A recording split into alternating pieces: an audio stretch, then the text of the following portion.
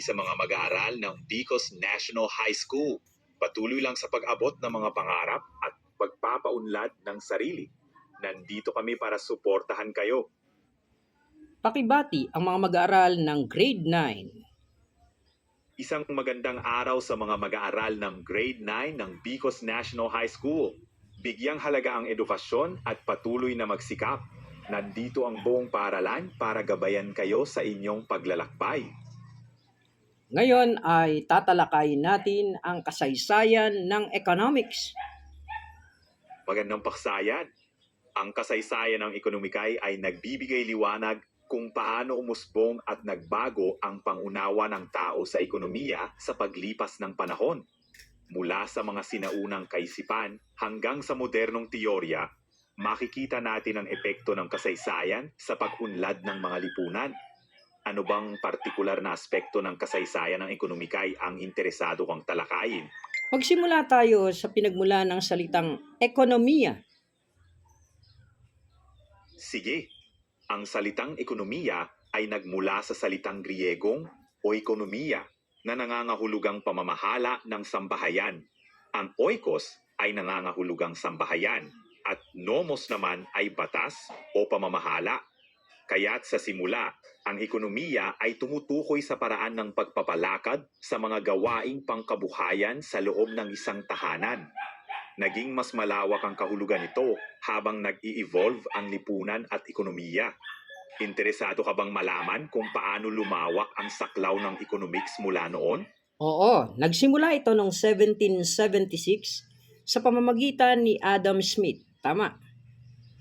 Tama. Si Adam Smith, kilala bilang ama ng makabagong economics, ay naglathala ng aklat na The Wealth of Nations noong 1776. Dito, binigyang diin niya ang konsepto ng invisible hand at ang kahalagahan ng malayang pamilihan sa pagpapaunlad ng ekonomiya. Ito ang nagbigay daan sa paglitaw ng mga makabagong konsepto at pag-aaral sa ekonomiya. Interesado kang talakayin ang mga pangunahing ideya ni Adam Smith? Oo, pero ilang taon na ba ang economics? Mula nang mailathala ang The Wealth of Nations ni Adam Smith noong 1776, halos 249 na taon nang nakalipas.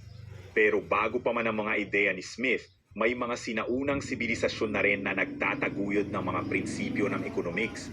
Kaya maaaring sabihin na mas matanda pa ito. Ang economics ay patuloy na nag-i-evolve sa paglipas ng panahon, kasabay ng pag-unlad ng lipunan at teknolohiya. Ano sa palagay mo ang pinakamahalagang naiambag ng economics sa lipunan?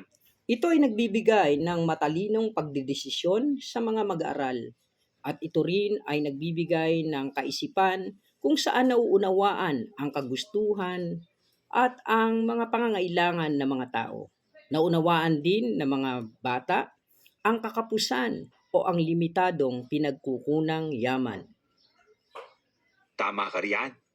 Ang pag-aaral ng economics ay nagbibigay sa mga mag-aaral ng mga tasanayan at kaalaman upang makagawa ng matalinong desisyon, lalo na sa mga isyong may kinalaman sa pagkukunan at pamamahagi ng limitadong yaman. Sa pamamagitan ng economics, natututo rin ang mga bata tungkol sa kahalagahan ng wastong pagpaplano at positibong pag-iisip sa pagharap sa kakapusan. Ang mga prinsipyong ito ay mahalaga sa paghubog ng kanilang pang-araw-araw na pagdedesisyon. Mahalaga ito upang maging responsableng mamamayan at tagapag-ambag sa ekonomiya. Mayroon ka bang partikular na aspekto ng economics na nais pang malaman? Yung opportunity cost, yung opportunity benefits, yung marginal thinking, mga kaisipan na magagamit sa economics. Tama ka.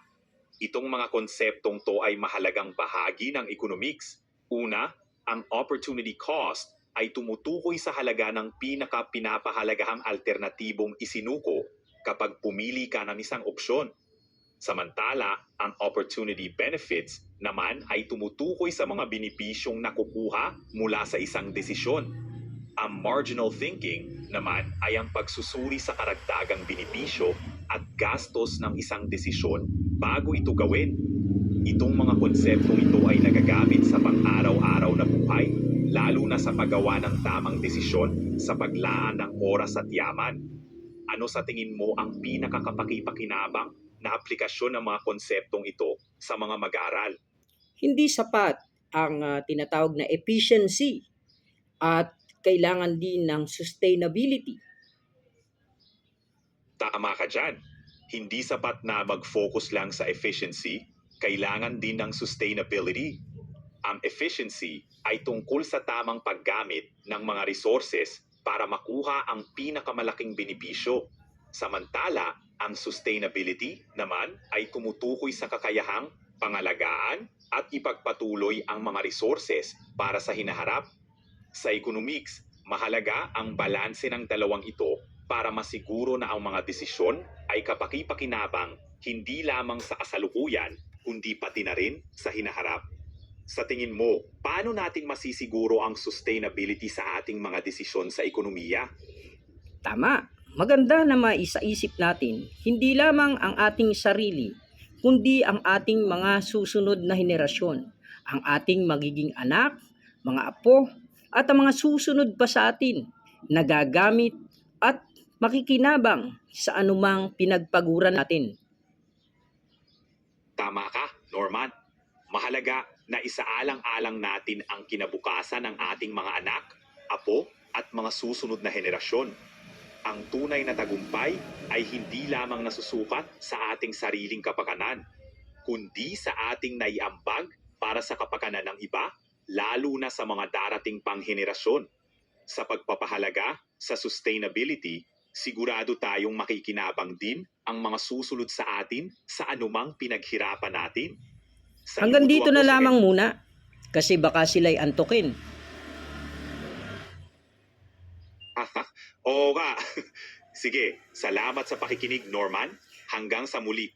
Pagpaalam tayo sa mga grade 9, lalo na sa mga grade 9 SPICT, mga grade 9 AI katulad mo.